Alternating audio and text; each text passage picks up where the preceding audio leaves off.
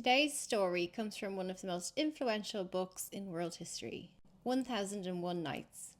It began as a Persian collection of folk tales, but it travelled into Arabic about 1,000 years ago. For centuries it was passed from storyteller to storyteller without ever being written down.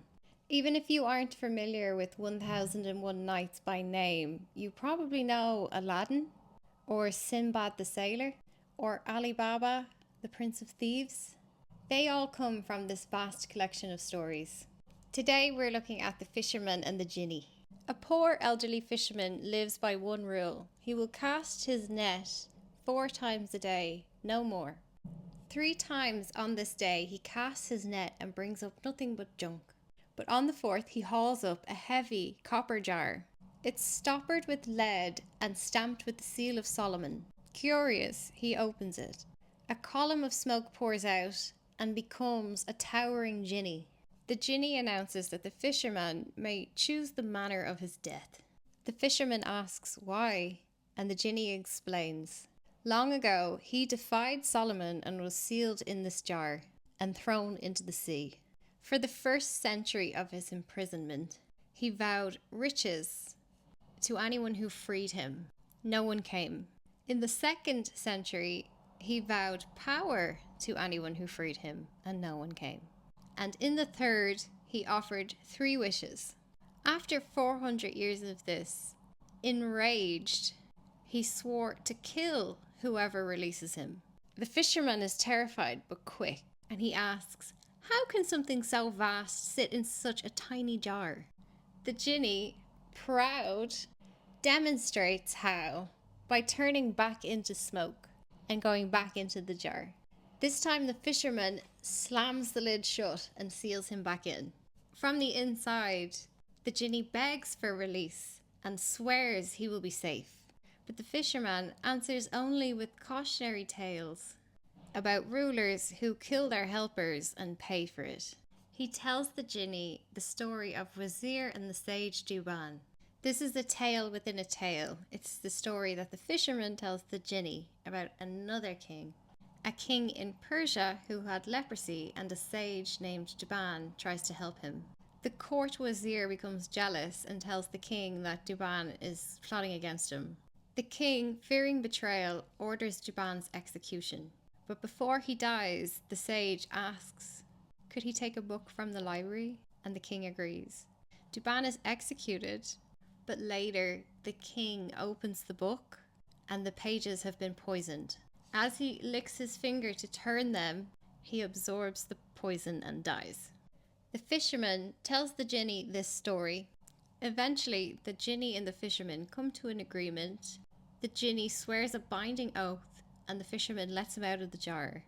And the Jinni keeps his word. He leads the fisherman to a magical pond full of colourful fish, and the fisherman is able to bring these unique fish to the Sultan. The Sultan orders the fish to be cooked, but when they touch the pan, a mysterious maiden appears, and the fish start to speak. The maiden asks the fish, do you still stand by your oath? The fish lift their heads and answer her yes. She strikes the pan, the fish flip back, and she vanishes. The Sultan is fascinated by this scene and demands the fishermen bring him more fish. After a few more times of this, the astonished Sultan goes with him to the pond. They follow the trail into the wilderness, where they find a ruined palace and a young man. The man explains that he is the ensorcelled prince, and half his body has turned to stone. He explains that he is the rightful king of this city. His wife had been unfaithful, and when he discovered it, she cursed him. That turned his body half to stone and the entire city's population into colourful fish.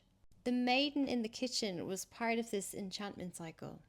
The Sultan helps the prince by confronting the sorceress wife, and through a mixture of trickery and punishment, the spell is broken, the people are restored, and the city is brought back to life.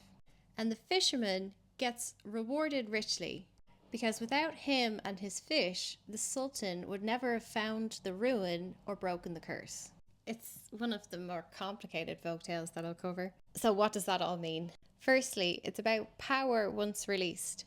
The Jinni isn't a monster, but he is a metaphor for something dangerous, enormous, and uncontrollable once let out of the bottle. That's why the story begins with the Seal of Solomon.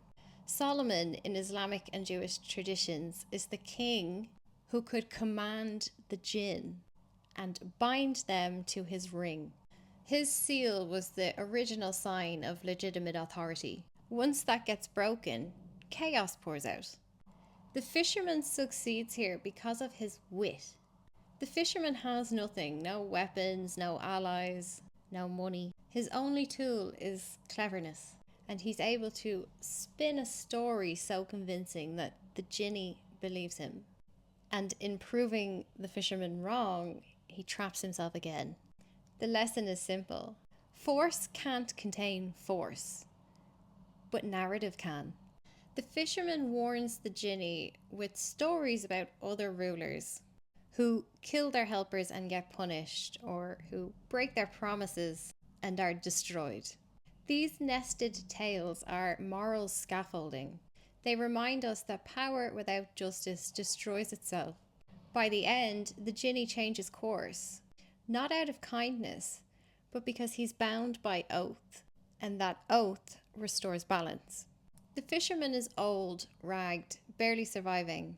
The Jinni is enormous and powerful and angry. It looks like no contest, and yet the fisherman wins.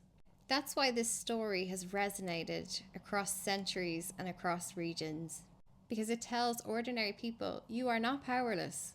Wit can outmatch might.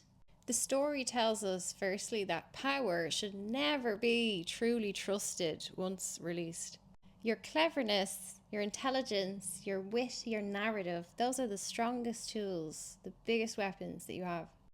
Justice is what keeps power bound. Without it, it's just violent chaos. And even the poorest among us can outwit the strongest if they know the story.